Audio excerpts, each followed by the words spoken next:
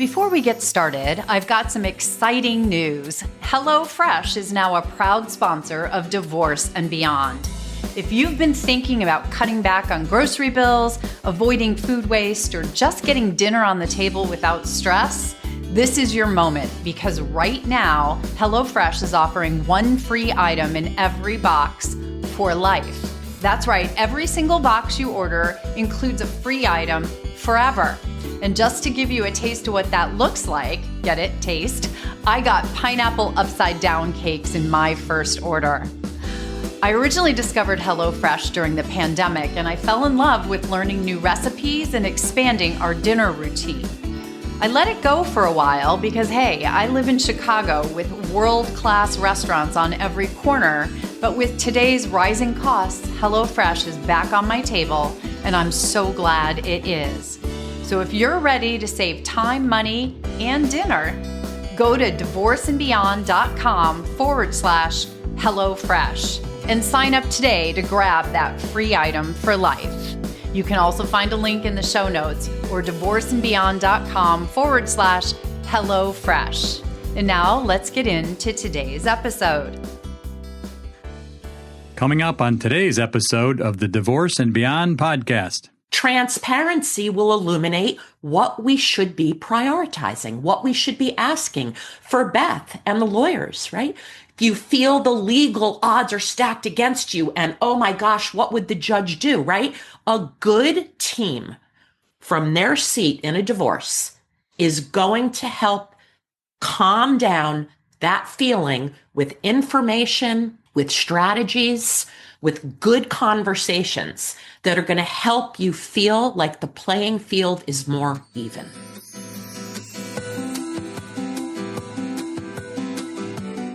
Hello, and welcome to the Divorce and Beyond podcast. I'm Susan Guthrie, your host. As a top divorce attorney and family law mediator for 30 years, I know what you need to know to get through your divorce, and most importantly, how to move beyond it to thrive and transition to your new future. My experts and I are here to give you the insider view into the process, so listen in for the wisdom and expert information you need on your journey through divorce and beyond. Welcome back to Divorce and Beyond. I'm your host, Susan Guthrie, and today I have something very special for you. It is a two-part series that I know you don't want to miss because I am joined by what I'm calling the $1 Billion Dream Team. This team is made up of 3 powerhouse professionals who regularly guide clients through some of the most complex and high-stakes divorces out there. But here's the important part. The lessons and strategies they share aren't just for billionaires. The insights they bring to the table are ones that you can use too, no matter what your net worth is. So first, we have Michelle Smith, one of the nation's most sought-after divorce financial specialists. She is the founder of Wife to CFO, a certified divorce financial analyst, and a trusted advisor who helps clients navigate everything from investments to philanthropic planning and wealth transfer strategies. Next, you'll hear again from our friend Beth McCormack, one of Chicago's most respected family law attorneys. She's renowned for her work in complex litigation, collaborative law, and mediation, and she's a steadfast advocate for children and families facing highly sensitive, high-profile matters. And rounding out our dream team is Jenny Stevens, who's joining us again. Jenny is a counselor, divorce and adolescent coach, and what I like to call the champion of change. Jenny brings her straightforward, compassionate coaching style to help clients regulate emotions, ground themselves, and create a future they can truly thrive in. So together, these 3 make up the $1 Billion Dream Team. And in part 1, we'll pull back the curtain on what it really looks like when billions of dollars are at stake in a divorce. And you'll hear what strategies and insights translate directly into any divorce journey, including yours. Now be sure to join us next Monday for part 2, because we're going to take those big dollar lessons and break them down into practical, actionable advice that you can use in your own life, no matter what your balance sheet looks like. So let's dive into the $1 Billion Playbook, lessons from the dream team you can use too. So ladies, this is quite the dream team, as I just said in the introduction. I am so delighted to have all of you here today, especially I think for this. Both episodes are going to be fabulous, but I know how much my listeners enjoy that little peek behind the curtains into what divorce can look like in different spaces when people are facing different circumstances. And all of you, although you handle a variety of different types of cases, you are all very well known for handling your ultra high net worth cases, hence the name of this episode, the $1 Billion Dream Team. So today, in the first part of this 2-part episode, we will be diving into, a little peek into what ultra high net worth divorce is, what that universe looks like, because there is some complexity that comes about and some different permutations, perhaps. So, let's get right to it, since I have all 3 of you here, and I'm going to, focus in on you first, Beth. As an attorney who handles these cases where literally billions of dollars are at stake, one of the things that we know is that the asset complexity really moves on to steroid level, right? It's just like much more complex perhaps than what we see with a W-2 employee with one mortgage and a couple of 401ks. From that legal perspective, can you give us a little peek behind the curtain of how these can be that much more difficult, why they might take a little longer, that kind of thing? Yeah, so I'm very big into divorce planning. So depending on who the client is, I will assume for purposes of illustration that I'm working with a woman who does not have knowledge of the day-to-day, may have some knowledge either via her spouse or the family office, but that knowledge is limited to what she's being told most generally. So in that situation, we may do some divorce planning for weeks, months, or years in gathering data behind the scenes and asking hard/interesting questions, becoming much more interested in talking to the professionals that the couple might be accessing, that being the financial advisor, wealth advisors, maybe the accountant, the family office, again, depending on the level of wealth, aligning with some of the members of each team, not necessarily obviously aligning, but certainly forging maybe new relationships or becoming more interested. And that often is a red flag for the other spouse. So then, there's some creative work that can be done behind the scenes to not make it quite so obvious. That's before anybody has any idea that a divorce might be on the table. So I literally have consulted with people for years in advance of a divorce in order to begin gathering the data. And then everything hinges on what kind of divorce he or she wants to have, and then what kind of divorce the other spouse wants to have. So like anything in life, things will be done the hard way or the easy way. And I think inevitably the question for the spouse who doesn't know what all there is how do I ever know that I know everything, right? So the good news is if you have the right counsel, they'll be able to creatively tell you all the layers of investigation that needs to be done to capture it all. There's so many things there that I think are different from what your average person, people like us who are getting divorced, right? If we were, or my listeners, a lot of my listeners, right? They're hearing something there. I mean, that a divorce in this ultra high net worth space may be several years coming before anybody really knows anything about it, because often these families, they already have a huge team in place that's dealing with everything, their finances, their assets. I mean, you're usually talking about more than one home, multiple businesses, often foundations and trusts and all kinds of things. So sometimes just getting all that information pulled together means speaking with the team already in place.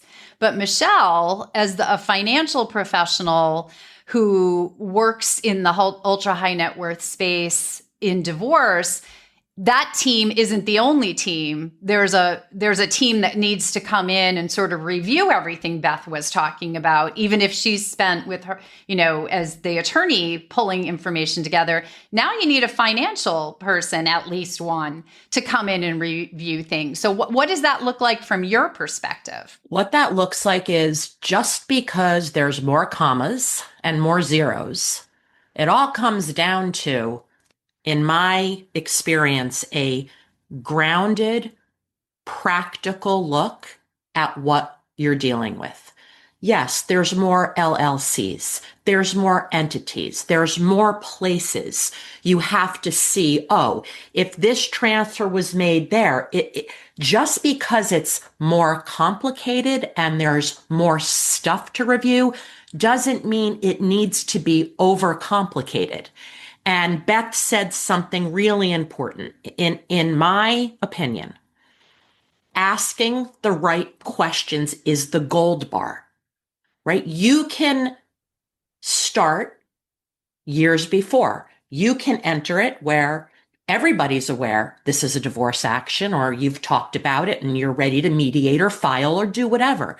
But somebody, hopefully a financial advisor, that will aim to be a settlement agent, not an instigator, is really important. I want to understand. Understanding doesn't mean immediate business valuation and give me every book and record. And you're like, it doesn't need to be guns blazing. It needs to be, okay, we've got a bucket of stuff. I want to financially prioritize what we look at first, because I'm not going to step over dollars to pick up pennies and to focus on I want to say, okay, and again, I'm going to pretend the client is the wife that has not had financial transparency. All right, what's worth the most? Is it the real estate? Is it the private equity company?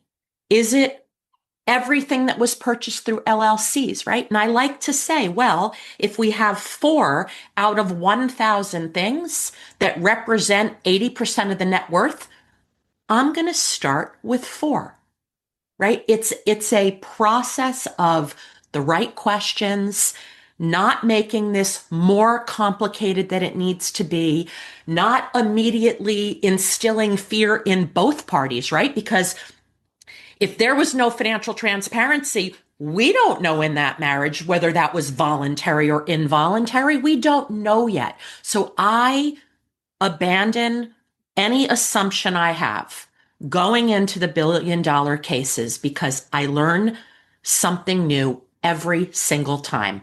Assumptions will kill you in these negotiations. Well, you know what they say about assumptions, right?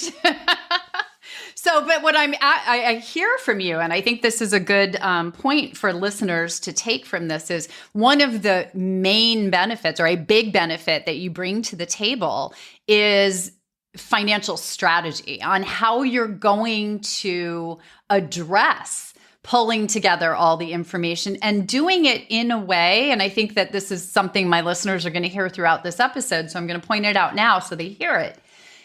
Doing it in a way that does not automatically ramp up the animosity and the conflict in the divorce. I mean, people may think that in these ultra high net worth cases, because there's so much money at stake, I've heard both sides, right? Some people think there's a lot of animosity and conflict because there's so much to fight over. I've heard other people say, including the ultra high net worth individuals, say, hey, there's enough money to go around here. We're all going to be okay. Let's not fight about it. I mean, I've heard both sides.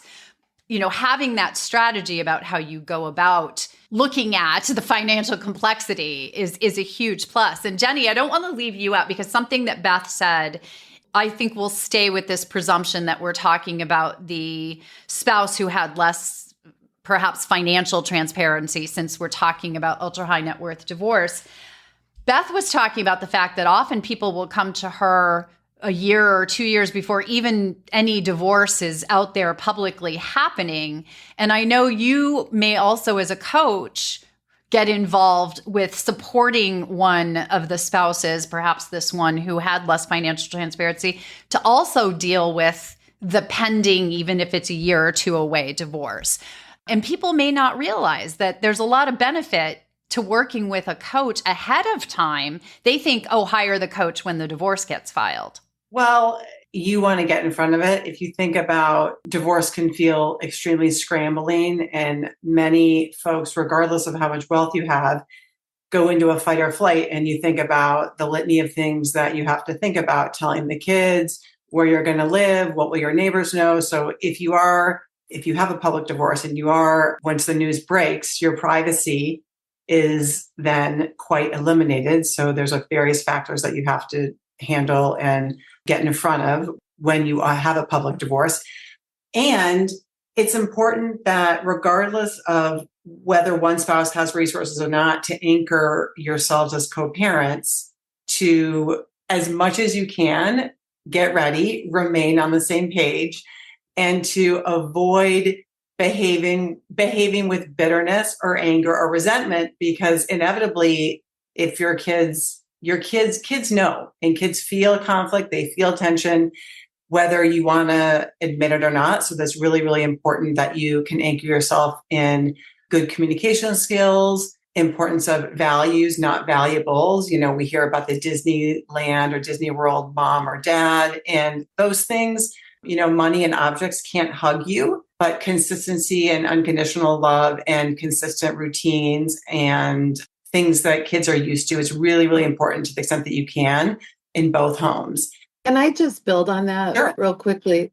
Unfortunately, when I talk about having a strategy before anybody knows, it can sound like it's conniving, or that there's a strategy that involving time. And I hope it's clear to the listeners. I don't know that it's conniving. God willing, with some of this knowledge, maybe the marriage will repair. So I want to be clear on that. And that's where a coach, in my mind, is invaluable at the outset, because then I'm not teasing out that emotion. As the lawyer, number one, it's most expensive. Much more importantly, I'm not equipped. And coaches know how to ask the right questions and work alongside me to coach the client on the right questions to ask the spouse or the financial advisor or the family office. Because those curious questions don't have to be deceitful or menacing or awful. I believe that curious questions can be empowering, obviously, for the person. But then sometimes on the other side, the spouse is like, wow, you really do want to know? Why do you want to know? And then it can lead to conflict, and the coach can help her walk through what she might face when she does ask the questions. Yeah, I think that's such a good point. And starting that with your team, with your coach, with your attorney, with your financial advisor, even before you've gotten to that point, perhaps, of filing for divorce, being able to be, I think the word I keep hearing here is strategic, being able to sort of think things through with support, whether it be legal, financial, or emotional, with your coach, can be a huge benefit. And I think ultra high net worth families very often know that. Michelle, what do you think as a financial advisor? Think about something for a minute. Human beings, when you feel the odds are stacked against you, you automatically are internally defensive, scared, certain that nobody's going to be able to put all the clowns in the car. Nobody's going to find anything. You don't understand. He's so smart. He's so charming. He's so When you feel the odds are stacked against you, you change how you behave. Your behavior changes the other and everything can quickly spiral. So this advanced planning, whether it's Jenny, getting the emotional odds more even, Whether it's me getting the financial feeling that the odds are stacked against you. No, actually, they're not. Transparency will illuminate what we should be prioritizing, what we should be asking for Beth and the lawyers, right? If you feel the legal odds are stacked against you and, oh my gosh, what would the judge do, right? A good team from their seat in a divorce is going to help calm down that feeling with information, with strategies, with good conversations that are going to help you feel like the playing field is more even. It's a really good point. And Jenny, I know that you deal with this and that strategy and helping people in advance as well. Yeah, the one thing I would add to those things is that a lot of work that coaches do is to teach clients how to have emotional regulation, to tolerate distress, to ground themselves, to take care of themselves. And those are just 4 of the 100 or 40 things I'm and other coaches are teaching clients. And those things in turn translate into teaching your kids. So I don't care how much money you have and how well you've slept each night, but it is important to sort of fake it till you make it and be taught the strategies and stuff so your kids can feel it. And then everyone's human. And then lawyers know those things. I just think there's a lot of payoff to that, regardless of how much money and wealth you have, whether you're the one with resources or the one with not. And frankly, whether you're famous or not, or whether it's a public divorce or not, those are good things to have because divorce is so scrambling and so stressful. We'll be back in just a moment with more from the $1 Billion Dream Team. But first, a quick word from our sponsor. Let's take a little minute to talk about something special. If you follow me on Instagram, you all know how much I love my evil eye pendant. I love I have my bracelet. I have the pendant that goes around my neck. I wear evil eyes all the time. And so many of you have reached out asking where I got them. I'm thrilled to share with you all, drum roll please, that my favorite jewelry source, Yumi You Jewelry, is now a sponsor of Divorce and Beyond. For me, Yumi You Jewelry is more than just jewelry. The symbols are symbols of strength, individuality, and empowerment. And they handcraft each piece with love and care. And so they are designed to help women stand out and embrace our unique personalities. So whether it's an evil eye like I have chosen for protection, a hamsa for faith, or any other meaningful symbol, their pieces offer beauty and inspiration even during these tough times like divorce. So here's the best part. Yumi You is giving my listeners an exclusive discount if you use the code BEYOND, that's BEYOND, all caps, at checkout. You'll get 20% off your order. 20%. So if you're looking for a meaningful piece to keep you inspired or to protect you during this difficult time, visit divorcebeyond.com/YumiYu. That's YUMIYU. There will be a link in the show notes. And treat yourself or treat someone you love to something special. You deserve it. And now let's get back to the conversation and dive deeper into the $1 Billion Divorce Playbook, lessons from the Dream Team that you can use too. As you just mentioned, these ultra high net worth divorces, celebrity divorces, all tend to be very high profile. And so one of the things that I've found that sends them to an attorney a year or two before the divorce is ever filed, to a coach, to a financial advisor, starting that behind the scenes part of the process, is that very much in these situations, they want to protect the privacy, the reputation management of the family, of perhaps the business that generated all of this wealth. For celebrities, it can be their, reputation. You can't have America's sweetheart being exposed in a certain way that's going to harm her ability to make movies or whatever these things are. So one of the things that I think drives ultra high net worth and high profile divorces behind the scenes and to manage these things behind the scenes is that reputation management. But it turns out to be a huge benefit, right, Beth? I mean, from a legal perspective, I know a lot of your clients are worried about how this is managed in the outside world. Often what we're doing is consulting as recently as yesterday on the concept of postnuptial agreement. We may pivot very often because of the scrutiny, because of infidelity. There's a bazillion reasons why a postnuptial agreement is a positive outcome. But there's also many reasons why you don't want to go through that whole exercise and that whole negotiation, because at the end of it, you're not divorced. And what have you really accomplished? So it's very common for a postnuptial agreement to be utilized when there is infidelity.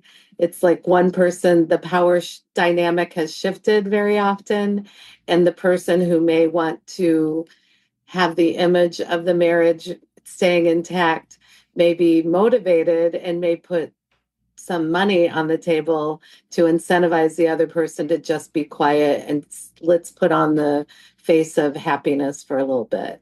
Always remembering the value of a postnup as an option. It used to be that people would talk about legal separations, and we just don't do those. At least I'm in Illinois, but most jurisdictions just don't utilize them, and postnups have kind of replaced that. It's super important for this concept of collaborating together on the divorce strategy to not have it become public for a whole bunch of reasons. Forget even the non-celebrity. If you're managing $100 billion in a private equity fund or a hedge fund, you can't have the risk of investors flying out the door and redeeming because of a bad divorce where it's going to be construed as you're not focused. Oh my God, what's going to happen to the fund? Is she going to get X percent of it? And right. So there's a real financial piece to this privacy as well, which is if that business has created the lifestyle for this family, we have to protect that. We have to protect the income stream, the assets in these investments, because that has what has gotten it to the $1 billion level or the $300 million level or the $10 million level, by the way. So it would be great if the men listening could not be scared when they hear that I'm in the room. I could be your best friend in this process, even though I'm working for her, because I understand the optics of redemptions and right. And working with the attorney, like this team is, I mean, as Tiger Woods got more successful, he added coaches. Like this is really important for women who did not have financial control or transparency to have a whole bunch of people surrounding them for proper thinking. And that takes me working with someone like Beth. We run ideas by each other all the time. Hey, I'm thinking of taking it this way. What's the legal implication? She'll say to me, is this what we should be focusing on financially? This collaborative approach, even in a highly litigated situation, privacy is paramount for a whole host of reasons. Right. Well, I mean, you have to protect the, I'll call it cash cow, right? So it's to everyone's best interest to be doing this in the back boardroom as opposed to in the public courtroom, right? Where we see these things. And for a lot of reasons, we also see this when it comes to child custody and support, right? As well, Beth, because it's a little more complicated for a variety of reasons for these families. Child support, how do you base that on when there's billions of dollars of income coming in, you're negotiating in an entirely different way. But also we're talking about families that often are international in a variety. They may have homes in the US, but they could also have homes across the world and often do. So how does that change the playing field? In an ultra high net worth situation, you're faced with sometimes the wealth being the curse, in that stability, it's how do you get stability for these kiddos?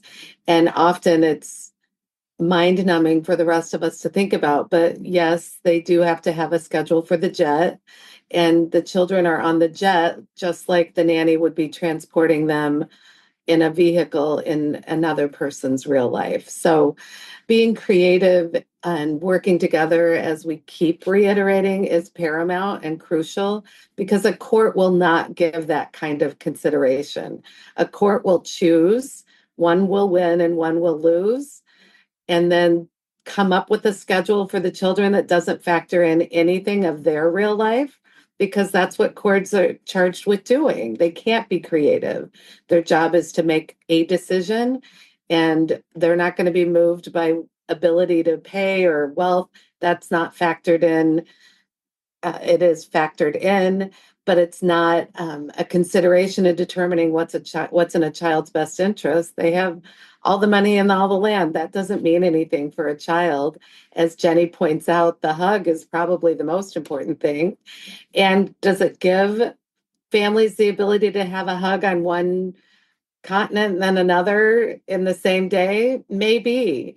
And so, yes, you can get super creative, but staying out of court's the key. Right. Well, that creativity is maybe even more needed when you have even more moving pieces here. And Jenny, that's another aspect with the co-parenting relationship, right? In these cases, often, usually if there's that much money, I will say, there's no one's walking away with nothing relatively, but you can still have a disproportionate power dynamic in those. You talked about the Disney parent syndrome. I mean, in a lot of these cases, you've got one parent who could go buy Disney or shut it down for the day for the kids, birthday party or something like that. So, how do you help parents have good co-parenting relationships when you've got that monetary power dynamic going on as well here? If we can put our practice into application. So when I work with parents around co-parenting, it's extremely important to name and articulate like new anchors. So we write like a preamble and a new constitution. What worked when they were married will no longer work, because we're talking about two homes, two new maybe neighborhoods, maybe different distances between the parents. They get to create together with my help the anchors, and it usually involves routines, communications, belongings. Like so-and-so needs this in their bed. They like this teddy bear. And so you might have to get two of many things, and that's okay. And then the compassion and grace that each parent needs to give one another. When I said, don't jump to the bitterness and the resentment and the anger, because when you're operating from your frontal lobe who lacks empathy and patience, we are behaving, hurt people. We're behaving in a hurt manner. So it really is about communication, consistent routines, laying down the armor and the I hate you, you hurt me, you blah, blah, blah, and giving the person the benefit of the doubt.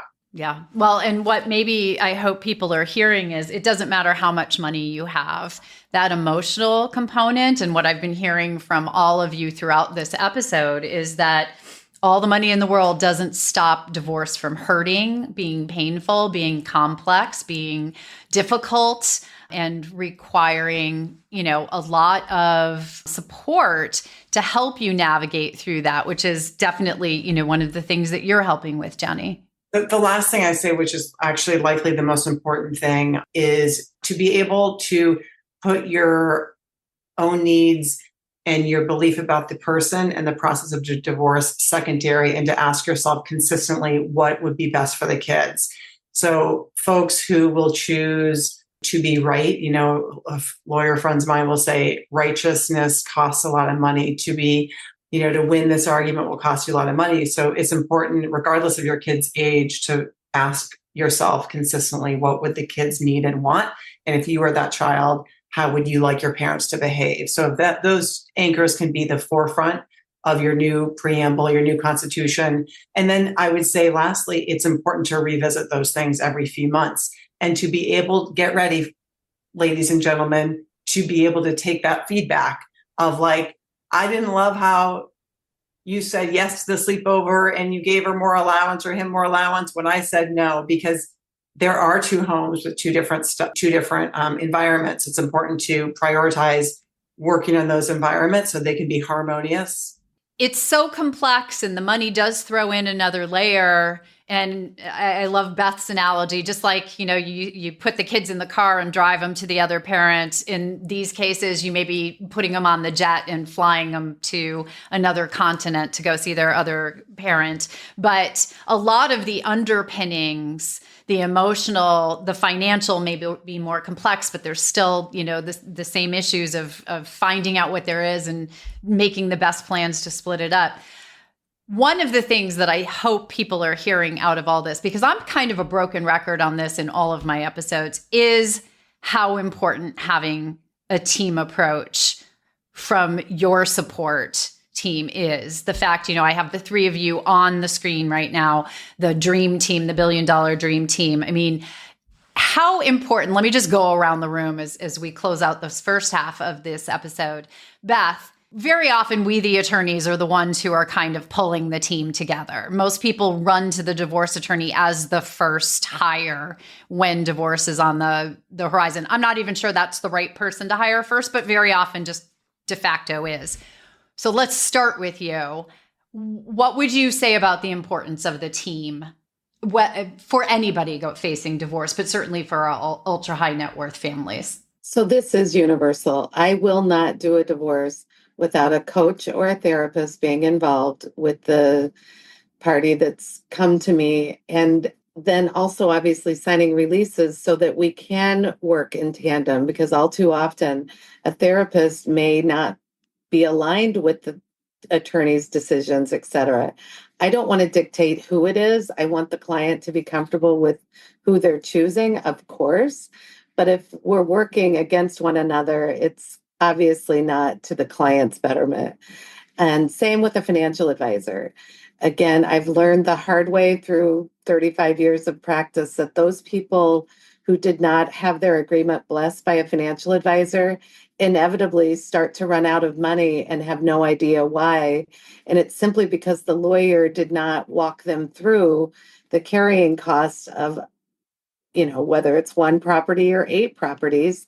And next thing you know, the cash flow just simply doesn't work anymore. And then there's a crisis. So the financial advisor, long before we're close to finality, because that advisor, again, if we're working in tandem, as Michelle pointed out earlier in the episode, we are consistently asking one another questions, not in a defensive way. We talk about non-defensive communication. It's crucial in a divorce because as experts working as a team, if we're defensive, we're certainly not modeling the behavior we want, but also realizing that the coach knows what he or she's doing. I don't. So coach me alongside the client. A good lawyer is going to be open to that. Very often lawyers don't tend to think that, but I personally do. And I think I know enough of what I don't know to hire these experts. You summed it up. It's basically my philosophy in a nutshell. After we have the same 35 years of time in this practice, but I agree. I could not agree with you more. I think that team and a team that's working together, having that cohesive team to support you, but also, as you just said, Beth, the team supports each other. And each person has their role in the team. Michelle, as the financial, I was similar to Beth, and I really didn't want to be involved in helming a divorce or being the attorney in a divorce case where we didn't have a financial involved and we didn't have a coach involved. How do you feel coming in as the, financial piece in these divorces about working with your team? So it's very simple equation. If Beth has 35 years and you have 35 years, and I have 32 years, and Jenny, I don't know how many years you have, and 23. We've each handled $30 billion divorces. That is now 120 situations that we have navigated through everything you got. The LLC, the hedge fund, the private equity, the real estate development, the offshore component of the hedge fund, which, by the way, doesn't mean money's hidden, right? It's just somewhere else. If I have another person that has the experience that I do, and they have helped unwind, keep private, and keep protected something this high net worth, your outcomes are better by default because you have someone else that said, oh, I handled it like this once. Oh, I build upon that. Beth builds upon my idea. Oh, wow. I never did it that way. That's fantastic. And it legally works. It's an exponential value add with experience. It's just math. It's just a simple equation. And I love the math answer from the financial advisor. It's like perfect, but you're not wrong. I mean, it is that experience adds up. And, but Beth also pointed out one of the major benefits of the coach to the team. And it wasn't coaching the client or the clients or the co-parents or the family, which, coaches can take a variety of roles in these divorces. It was modeling for the professionals how to manage the divorce, how to operate within that system as well. And, Jenny, as the therapeutic and coaching aspect of this dream team, I've found that coaches very often are the linchpin to pulling the team together. Yeah, so I'd say think of it as a relay race, and you need, I ran the 2 mile in high school, and everybody needed to really, really do well on the 2 mile relay, and you need to rely on your teammate. And let's not fool each other. We are not experts in everything. And I will get calls from Beth or other colleagues that are like, talk to this person, and then I can talk to this person. It is extremely important for a coach to help clients, their decisions not be clouded by emotions. When your emotions are regulated, you avoid expensive mistakes, which I know Michelle's probably like, nodding your head. And then it's extremely important to not feel alone and feel supported. And I often draft emails or text messages like, so-and-so and I coached today. Here are the 2 things. This is him, his concern. Let's all meet in a couple of days. And then, the bottom line is you need to have different people who are experts and then, form a really good relay team. I mean, and each one, it's maybe less passing the baton as, the talking stick in the relay, right? I think that's the key here. So we have, really given people just a little, peek behind that curtain, as I said here, but to some of the, complexities of that ultra high net worth or $1 billion divorce or celebrity divorce. But next time, in the next episode for my listeners, we're going to take this $1 billion dream team, take that 120 years of experience that we have, that Michelle did our math for us, and pull that all together to give you, the listeners, real practical advice that's going to help you through your divorce. So be sure, no matter what your net worth is, no matter where you are in the divorce process, before, during, after, that you tune in for the next episode with Beth, Michelle, and Jenny, because our $1 billion divorce team is going to dive into things that are going to help you. We're going to go from the billions to the basics. That's it for part 1 of this very special 2-part series with the $1 billion dream team. I hope you got as much out of this conversation as I did. We pulled back the curtain on what divorce looks like when billions of dollars are in play, and more importantly, how the strategies used in those high-stakes cases can inform your own divorce journey, no matter what your net worth may be. But we're not stopping here. When you have this much firepower in the room, I want to make sure to get as much as I can for my listeners. So be sure to join us next Monday for part 2 of the $1 Billion Divorce Playbook, where Michelle, Beth, and Jenny will translate the lessons into practical, actionable strategies you can use right now in your divorce, whether you're just starting to think about it, you're in the middle of the process, or you're building your life in the beyond. You don't want to miss it, so make sure you're subscribed to Divorce and Beyond on your favorite podcast platform. And if you found today's episode helpful, please share it with a friend who may need it. Until next time, remember, divorce is not the end, It's the beginning of your beautiful beyond. Thank you for joining me today on the Divorce and Beyond podcast. I hope you found some information and inspiration to help you on this journey.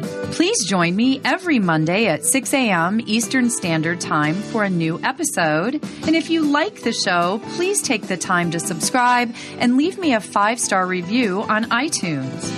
You can also find more information on the website at divorceandbeyondpod.com, where you'll find links to the YouTube channel, transcripts of the episodes, and other bonus content. So I'll see you next week to help you move through your divorce and beyond.